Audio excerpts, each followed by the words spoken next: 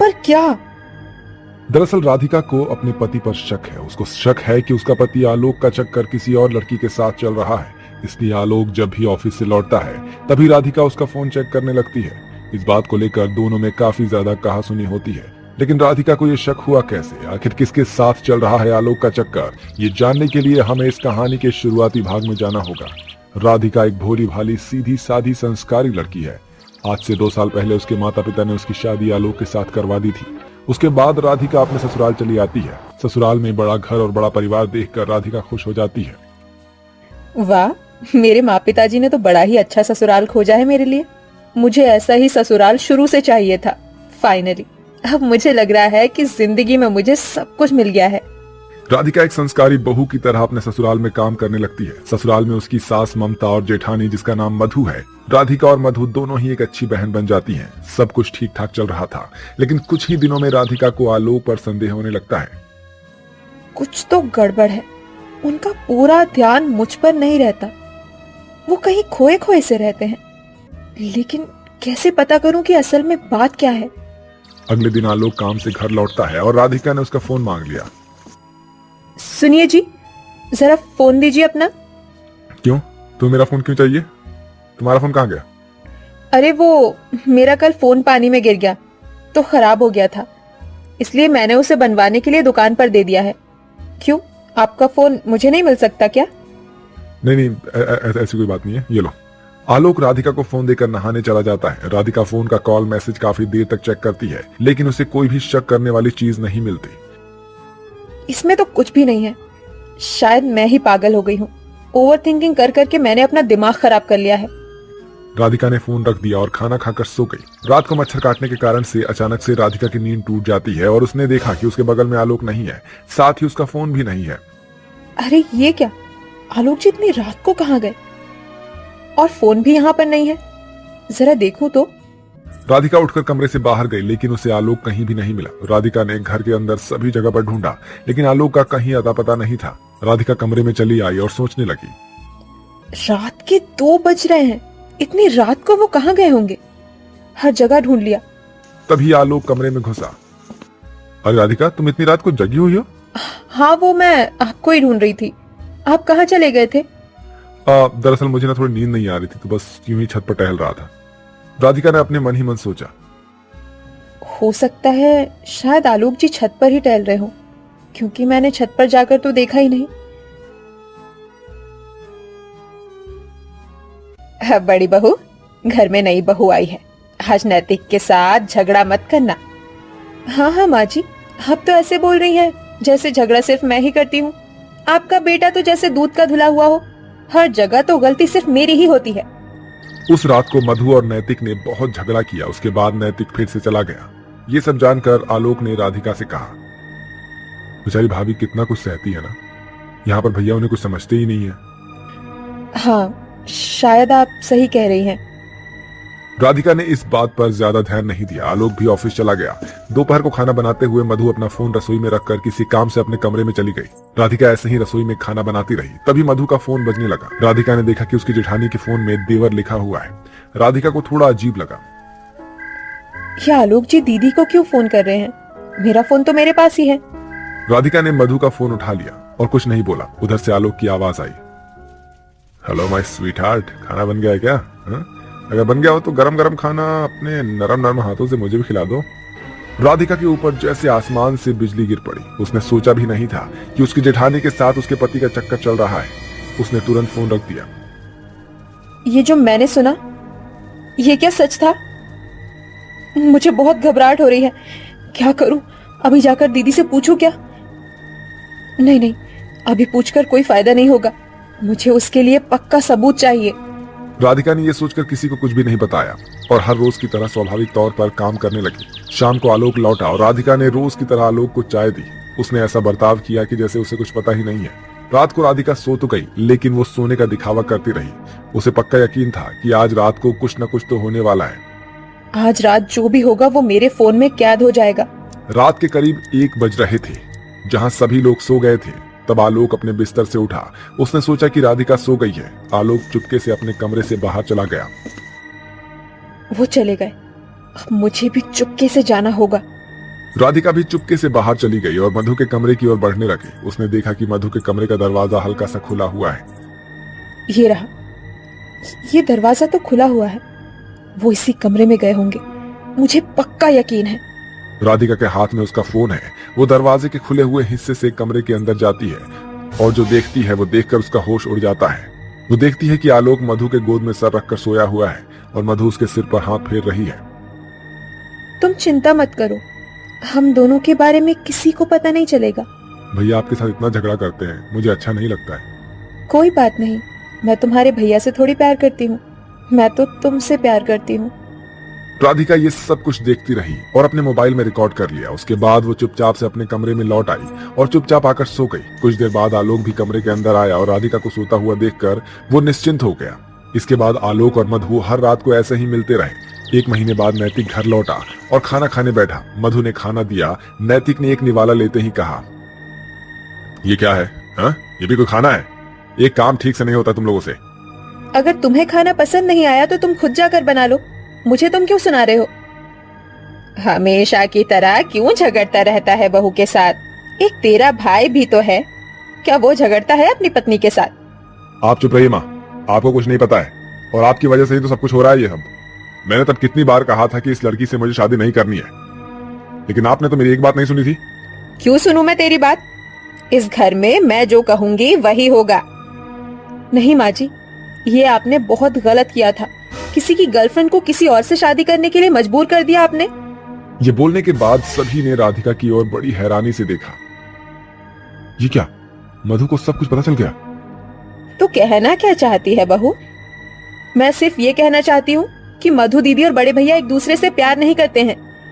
तो बहू, मधु किससे प्यार करती है? मेरे पति से।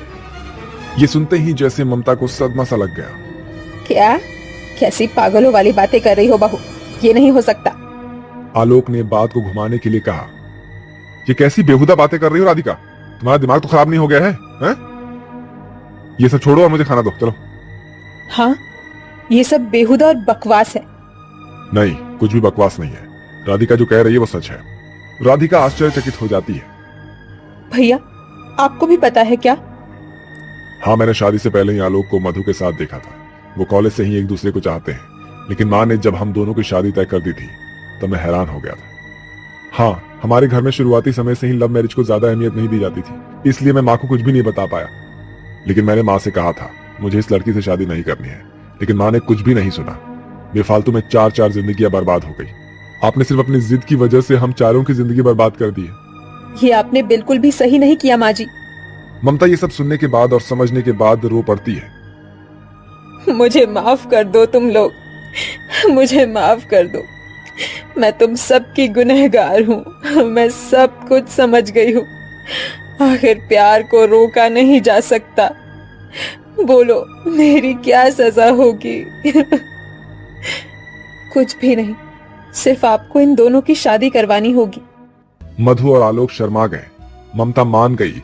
आखिर ऐसे दिखावे की शादी से प्यार भरी शादी 1000 गुना बेहतर है। नैतिक और मधु की शादी करवा दी गई। वो दोनों खुशी से अपनी जिंदगी जीने लगे। राधिका और नैतिक ने भी अपना अपना रास्ता देख लिया। वो दोनों भी इस दिखावे के रिश्ते से नहीं बनना चाहते थे और इस तरह प्यार की जीत हुई। मंदिर से पूजा करके आकर अश्विन कहता है, अरे माँ, गोपी, आप दोनों यहाँ आंगन में बैठे हैं, ये लीजिए प्रसाद ले लीजिए। माता के मंदिर गया था मैं सुबह सुबह, आपको बता ही नहीं पाया। आप दोनों मुझे ढूंढ रहे होंगे ना? हाँ अश्विन जी, मैं तो डर गई थी कि सुबह सुबह आप कहाँ चले गए। हाँ बेटा, तू ऐसे चुपचाप मत जाया कर, बता कर जाया कर। अरे माँ, दूसरे गांव में काम पर भी तो जाना है, आपको पता है ना, वहाँ जाने में 1 घंटा लगता है, इसलिए सुबह बिना बताए चला गया। और वैसे भी आज सोमवार था, महादेव पर जल भी चढ़ाना था, इसलिए मैं चला गया। हाय मेरा बेटा कितना संस्कारी है, जुग जुग जियो मेरे बेटे। अश्विन जी, अगर आपकी पूजा पाठ हो गई हो तो आकर नाश्ता ग्रहण कीजिए। हाँ हाँ बिल्कुल, अब तो मूषक कूद रहे हैं पेट में, मैं भोजन के लिए स्थान ग्रहण करता हूँ। मेरा संस्कारी नौटंकी बेटे, शुद्ध हिंदी तो ऐसे बोलता है जैसे पिछले जन्म का कोई पंडित हो। वो तो माँ मैं हो ही सकता हूँ। ये कहकर गोपी अपने पति को खाना परोस देती है और वो सभी लोग एक साथ बैठकर खाना खाते हैं। गोपी की नजर में उसका पति उससे बेहद प्यार करता था। वो कभी कभी उसके लिए गजरा लेकर आता था और उसके बालों में लगाया करता था, तो कभी थक जाने पर उसके पैरों की मालिश कर दिया करता था। दोपहर को गोपी धूप में अपने कपड़े सुखा रही थी कि तभी अश्विन उससे कपड़े छीन कर कहता है, अरे प्रिय तुम बैठो, इतनी धूप में तुम कमजोर होती जा रही हो, इतना सारा काम क्यों करती हो, थक गई हो ना, बैठो मैं तुम्हारी मदद कर देता हूँ। अरे आप क्यों इतना कष्ट कर रहे हैं, मैं कर तो रही हूँ। चुप रहो तुम, मुझे अब मदद करने दो, पूरे दिन घर का काम करते रहती हो। ठीक है। अच्छा मुझे भी काम पर जाना है, तो ऐसा करो कि मेरा रोटी के साथ जो है ना गुड़ बांध देना। पर अश्विन जी आज तो रविवार है, आज आप घर पर रहेंगे मेरे साथ? अरे गोपी कभी कभी काम आ जाता है तो जाना पड़ता है ना, छुट्टी के दिन भी। ठीक है। ऐसा कहकर गोपी उसके लिए खाना बांध देती है और अश्विन उसके सारे कपड़े सुखा देता है और उसे खाना लेकर चला जाता है। अपने पति को जाते हुए देखकर वो प्यार से कहती है, मैं कितनी सौभाग्यशाली हूँ कि मुझे इतने अच्छे पति मिले हैं। दिया लेकर भी ढूंढूं तो अश्विन जैसे साथी मुझे कभी नहीं मिलते। कितना प्यार करते हैं, कितनी मदद करते हैं मेरी, और ऊपर से संस्कारी भी तो है। ओहो, तो बहू मेरे बेटे के ख्वाब में डूबी हुई है। चला जा, पापड़ बनाते हैं। जी माँ जी। वहीं दूसरी ओर अश्विन गांव की एक मीका नाम की लड़की के साथ खेत में बैठा था और उसके हाथ से खाना खा रहा था। तुम्हें याद नहीं आती क्या मेरी? कितना लेट आए हो, कब से इंतजार कर रही थी तुम्हारे यहाँ पर। अरे तुम खाना बनाकर तो लाती नहीं हो, इसलिए मैंने अपनी बीवी से ही खाना बनवा लिया ताकि मैं तुम्हारे हाथों से खा सकूं उसका बनाया हुआ खाना। वैसे मुझे अच्छा नहीं लगता है जब तक तुम मुझे अपने हाथों से न खिला दो। अच्छा जी, कितना मक्खन लगाओगे मुझे? तुम कहो तो पूरी मक्खन की फैक्ट्री ले आऊं तुम्हारे लिए। मेरे लिए इतना भी कुछ करने की जरूरत नहीं है तुम्हें। वैसे एक बात बताओ, ऐसे तुम छुप छुप कर मुझसे कब तक मिलोगे? 2 साल हो गए हमारे प्यार में। अपनी पत्नी को भगाओगे या नहीं भगाओगे? उसका तो पता नहीं, लेकिन तुमसे जरूर भागकर शादी करना चाहता हूँ। वो क्या है ना कि माँ उसे घर से जाने नहीं देगी। चलो आज मैं तुम्हें थोड़ी सी पिला देती हूँ। ये कहकर मिहिका अश्विन के साथ अपना वक्त गुजारती है और उसे इतना पिलाती है कि वो अपना होश खो बैठता है और उसका हाथ पकड़कर घर ले आता है और नशे में अपनी माँ से बात करके कहता है, माँ देखो मैं तुम्हारी बहू ले आया हूँ, और गोपी तू भी देख ले, तेरी सौतन आई है, तेरी सौतन। अब से मिहिका हमारे पास ही रहेगी, आया समझ में? अश्विन ये सब क्या है? तू तो कभी पीता नहीं था, पर आज तूने इतनी पी ली। ऊपर से ये लड़की, बहू के जीते जीत उसके सामने सौतन कैसे ला सकता है, वो भी इस घर की चौखट लांग कर। मेरा दिल गवाही दे ही नहीं रहा कि मेरा बेटा ऐसा कर सकता है। तुम अपने बेटे को दूध का धुला समझती हो क्या, जो वो संस्कारी निकलेगा? अरे दिखावा करता है, सब दिखावा। ये तो इन 2 सालों में जान चुकी हूँ मैं। ये सब सुनकर गोपी रोने लगती है और कहती है, 2 साल से? नहीं नहीं, ये सब नहीं हो सकता। अश्विन ऐसा नहीं कर सकते, मुझे धोखा नहीं दे सकते। पर उसने तुझे धोखा दिया है, समझी गवार? अपने पति को तूने बहुत आज्ञाकारी समझा है, पर उसका असली रूप ये है कि वो मुझसे प्यार करता है और अब से मैं उसके साथ इसी घर में रहूंगी। नहीं नहीं, अब मैं ये सब और बर्दाश्त नहीं कर सकती। मैं जा रही हूँ। बहू तू इस घर से कहीं नहीं जाएगी, समझी? ये तेरा घर है। मिहिका मेरी जाने मन, अब से तुम यहीं रहोगी, है ना? समझ में आया तुम्हें? कहीं मत जाना मुझे छोड़कर। मुझे ठुकराओ या मुझे प्यार करो, मैं तो नशे में हूँ, मैं तो नशे में हूँ। ऐसा कहकर वो जमीन पर गिर जाता है। फिर मिहिका उसे कमरे में ले जाती है। ये देखकर बहू अपनी सास के गले सिसक सिसक कर रोती है। माँ जी, मैंने सोचा था कि अश्विन जी सिर्फ मुझसे प्यार करते हैं और वो दुनिया के सबसे अच्छे पति हैं, लेकिन मैं गलत साबित हो गई। उनकी तो दूसरी औरत है जो इसी घर में आकर अब नाच रही है।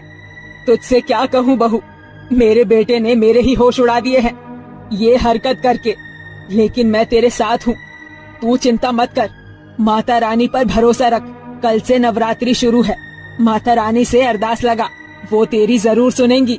इसके अलावा माँ जी अब मैं कर भी क्या सकती हूँ? मैं आज माता रानी की चौकी का सामान ले आती हूँ। ये कहकर गोपी माता रानी की चौकी और पूजा का सामान ले आती है और अगले दिन साफ सफाई करके माता रानी की चौकी लगाती है।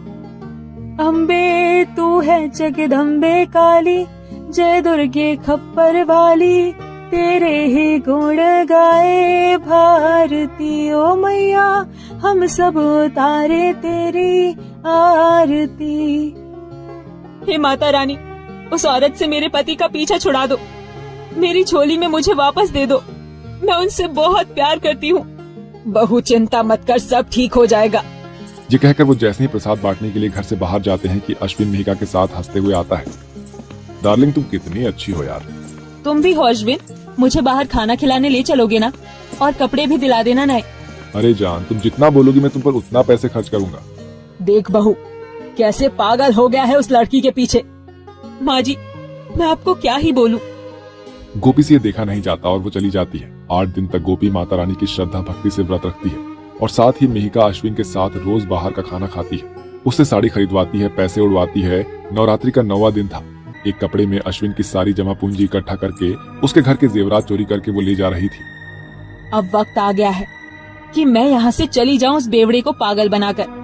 मैं उससे कोई प्यार व्यार नहीं करती। इसकी इतनी हिम्मत, मुझे इसे रोकना होगा और अश्विन को बताना भी होगा। वो जैसे ही ये सब लेकर भागती है तो वो उसके सर पर 2 घंटे मारती है, जिससे वो बेहोश हो जाती है और चिल्ला चिल्ला कर अश्विन और अपनी सास को बुलाती है। माँ जी जल्दी आइए। ये लड़की हमारी सारी जमा पूंजी लेकर भाग रही थी। देख लो अश्विन, अपनी आंखों से। इसने तुम्हारा फायदा उठाया, भले ही तुमने मुझे धोखा दिया।